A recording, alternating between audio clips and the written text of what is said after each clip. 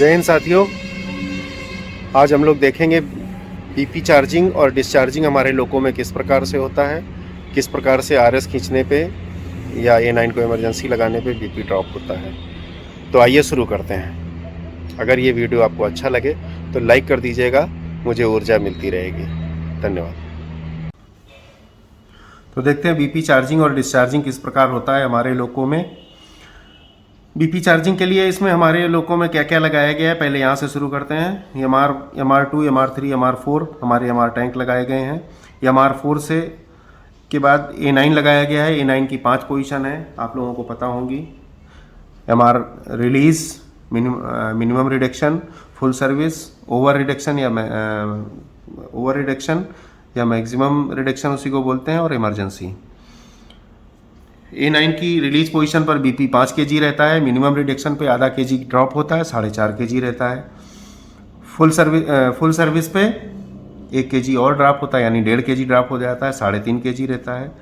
Over reduction पे या maximum reduction पे 2.5 kg ड्रॉप होता है, 2.5 kg रहता है। इमरजेंसी पे बीपी 0 हो जाता है। 2 एयर फ्लो इंडिकेटर दोनों कैब में लगाए गए हैं। दोनों कैब में A9 लगे हैं। हर A9 के 2 कटआउट कॉक होते हैं दोनों कैब में। इन कटआउट कॉक का वर्किंग कैब में खुला होना और नॉन वर्किंग कैब में बंद होना आवश्यक है। A9 के बाद ये एक रिड्यूसिंग वाल्व है, ये और बता दें। इस पर MR का 8 से 10 kg का प्रेशर आता है। ये रिड्यूस करके 5 kg आगे भेजता है, सेंसिंग प्रेशर। लगाया गया MU2B का काम है, ये मल्टीपल में काम आता है मेनली। इसके 7 पोर्ट होते हैं। 7 पोर्ट में दो पोर्ट A9 के, 2 SA9 के, 2 MR के और एक F1 सेलेक्टर वाल्व का। इसमें एक नॉब होती है जिसकी 2 पोजीशन होती हैं, लीड और ट्रेल। वर्किंग लोकों में लीड पे रहता है, बाकी सभी लोकों में ये ट्रेल पे रहता है। चाहे मल्टीपल हो, चाहे डेड हो, चाहे पीछे का लोको हो। ये वर्किंग लोको जिस कैब को एनर्जाइज करके जिससे काम किया जा रहा है उस पे ये लीड पे रहता है। लीड पे रहना आवश्यक है, नहीं तो बीपी चार्ज नहीं होगा। इसके बाद एडिशनल C2 रिले वाल्व लगाया गया है। ये एडिशनल C2 रिले वाल्व है, C2 नहीं है। ये बीपी चार्जिंग और डिस्चार्जिंग का मुख्य वाल्व है। इसमें 3 पाइप आते हैं, एक MU2B A9 MU2B से आता है, एक MR3 से आता है प्रेशर, और एक बीपी पाइप को जाता है। इसमें एक एग्जॉस्ट पोर्ट होता है। और इसके बाद LNT कॉक है जो बीपी चार्जिंग और डिस्चार्जिंग का के लिए, इसको बीपी चार्जिंग कॉक बोलते हैं। ऑन खुला होना आवश्यक है इसका। तो हमारा MR4 से प्रेशर बीपी किस प्रकार चार्ज होता है, इसके हमारे वर्किंग कैब के कटआउट कॉक दोनों खुले, नॉन वर्किंग के बंद। MR4 का प्रेशर 8 से 10 kg A9 को मिलता है। मान लीजिए ये हमारी रियर कैब है, इसके कटआउट कॉक बंद हैं। ये हमारी वर्किंग कैब है, इसके कटआउट कॉक खुले हैं।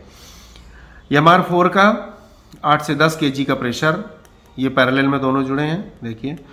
तो MR4 का 8 से 10 kg का प्रेशर MR4 कटआउट कॉक के खुले होने पर ये जाता है A9 को। A9 रिड्यूसिंग वाल्व है। इस प्रेशर को रिड्यूस करके, अगर ये रिलीज पे है तो रिड्यूस करके 5 kg का सेंसिंग प्रेशर MU2B के लीड पोजीशन पर एडिशनल C2 रिले वाल्व के ऊपरी डायफ्राम को 5 kg का सेंसिंग प्रेशर देता है। एडिशनल C2 रिले वाल्व के ऊपरी डायफ्राम में 5 kg का सेंसिंग प्रेशर जाता है A9 से आया हुआ MU2B के द्वारा। इसलिए MU2B का लीड पे होना आवश्यक है। तो ये रिलीज पोजीशन पे 5 kg का सेंसिंग प्रेशर आया, MU2B को गया, MU2B से एडिशनल C2 रिले वाल्व को गया। एडिशनल C2 रिले वाल्व को जितना सेंसिंग प्रेशर मिलता है उतना ही MR3 का प्रेशर ये बीपी चार्ज पाइप में जाने देता है। उतना ही MR3 का प्रेशर ये बीपी पाइप में जाने देता है, अगर ये कॉक खुला है तो यहाँ से हमें रिलीज पोजीशन में 5 kg का बीपी प्रेशर सेंसिंग प्रेशर मिला।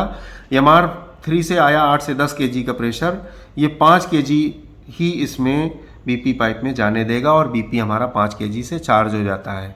तो ये है बीपी चार्जिंग और गाड़ी हमारी रिलीज हो जाती है। जब हम A9 के द्वारा बीपी ड्रॉप करते हैं, A9 से बीपी ड्रॉप करके हमने मान लीजिए 1 kg बीपी ड्रॉप किया या आधा kg बीपी ड्रॉप किया, तो आधा kg 4.5 kg का प्रेशर MU2B को आएगा। MU2B से 4.5 kg का ही sensing pressure additional C2 relay valve को आएगा। एडिशनल C2 रिले वाल्व को जितना मिलता है उतना ही वो MR3 के प्रेशर को जाने देता है। तो यहाँ से वो 4.5 kg MR3 का प्रेशर बीपी पाइप में जाने देगा और बीपी 4.5 kg से चार्ज होने लगेगा। लेकिन अभी क्या था, पहले से यहाँ 5 kg का प्रेशर भरा हुआ था और बीपी पाइप में भी 5 kg का प्रेशर भरा हुआ है। तो A9 से लेकर एडिशनल C2 रिले वाल्व के ऊपरी डायफ्राम तक का सेंस जो प्रेशर 5 kg था एक्स्ट्रा प्रेशर, वो A9 के एग्जॉस्ट पोर्ट से निकल जाता है और 4.5 kg प्रेशर मेंटेन हो जाता है।